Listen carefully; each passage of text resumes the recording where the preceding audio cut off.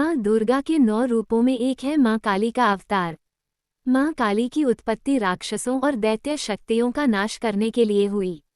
माँ काली को लेकर शास्त्रों में कई तरह की कथाएं मिलती हैं। माँ काली की प्रतिमा देखे तो देखा जा सकता है कि वो विकराल माँ है, मगर माँ की आंखें और हृदय से अपने भक्तों के लिए प्रेम की गंगा बहती है। दरअसल महाकाली ने देवताओं की रक्षा के लिए विकराल रूप धारण कर युद्ध भूमि में प्रवेश किया था। भगवती दुर्गा की 10 महाविद्याओं में से एक है महाकाली, जिनके काले और डरावने रूप की उत्पत्ति राक्षसों का नाश करने के लिए हुई थी। यह एकमात्र ऐसी शक्ति है जिनसे स्वयं काल भी भय खाता है। उनका क्रोध इतना विकराल रूप ले लेता है कि संपूर्ण संसार की शक्तियां मिलकर भी उनके गुस्से पर काबू नहीं पा सकती। उनके इस क्रोध को रोकने के लिए स्वयं उनके पति भगवान शंकर उनके चरणों में आकर लेट गए थे। इस संबंध में शास्त्रों में एक कथा वर्णित है जो इस प्रकार है। दैत्य रक्तबीज ने कठोर तप के बल पर वरदान पाया था कि अगर उसके खून की एक बूंद भी धरती पर गिरेगी तो उससे अनेक दैत्य पैदा हो जाएंगे। उसने अपनी शक्तियों का प्रयोग निर्दोष लोगों पर करना शुरू कर दिया।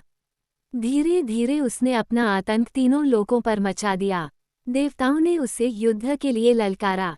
भयंकर युद्ध का आगाज हुआ।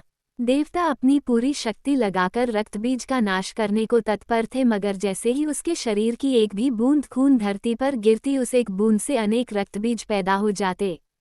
सभी देवता मिलकर महाकाली की शरण में गए। माँ काली असल में सुंदरी रूप भगवती दुर्गा का काला और डरावना रूप है, जिनकी उत्पत्ति राक्षसों को मारने के लिए ही हुई थी। महाकाली ने देवताओं की रक्षा के लिए विकराल रूप धारण कर युद्ध भूमि में प्रवेश किया।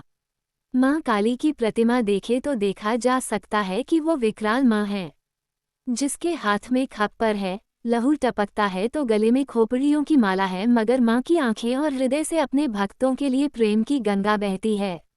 महाकाली ने राक्षसों का वध करना आरंभ किया, लेकिन रक्तबीज के खून की एक भी बूंद धरती पर गिरती तो उससे अनेक दानवों का जन्म हो जाता, जिससे युद्ध भूमि में दैत्यों की संख्या बढ़ने लगी। तब माँ ने अपनी जिह्वा का विस्तार किया। दानवों का एक बूंद खून धरती पर गिरने की बजाय उनकी जिह्वा पर गिरने लगा। वो लाशों के ढेर लगाती गई और उनका खून पीने लगी। इस तरह महाकाली ने रक्तबीज का वध किया, लेकिन तब तक महाकाली का गुस्सा इतना विकराल रूप से चुका था कि उनको शांत करना जरूरी था, मगर हर कोई उनके समीप जाने से भी डर रहा था। सभी देवता भगवान शिव के पास गए और महाकाली को शांत करने के लिए प्रार्थना करने लगे। भगवान शिव ने उन्हें बहुत प्रकार से शांत करने की कोशिश करी। जब सभी प्रयास विफल हो गए तो वह उनके मार्ग में लेट गए। जब उनके चरण भगवान शिव पर पड़े तो वह एकदम से ठिठक गई। उनका क्रोध शांत हो गया।